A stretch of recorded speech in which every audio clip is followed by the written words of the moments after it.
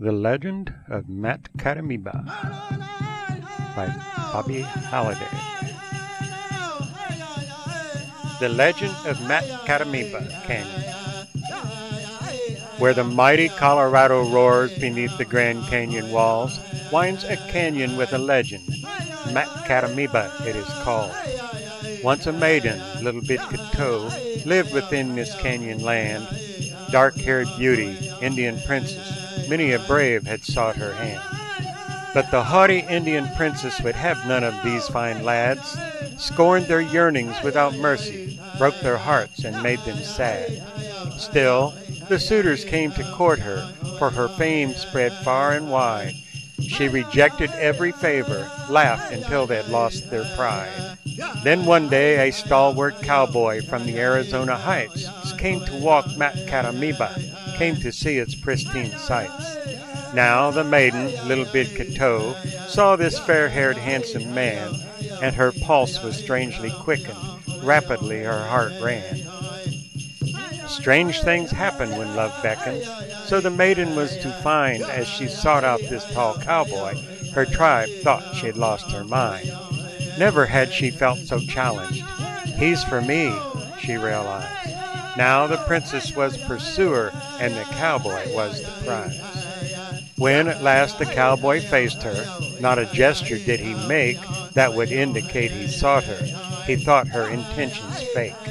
Little Bitcoteau stood astounded, such indifference never seen by this vain and heartless maiden who crushed hearts by any means. With a smile, she said, "Dear cowboy, look into my eyes, for I seek to be your lover. Isn't that a sweet surprise?"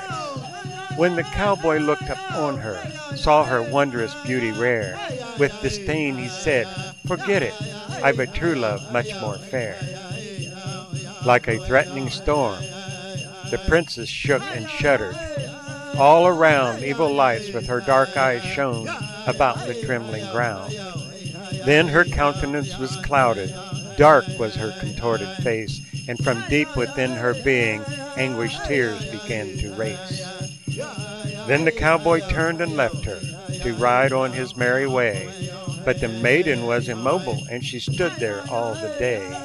All that day her tears unceasing from her vanquished soul did fall, and in evening she still stood there, crying tears of bitter gall.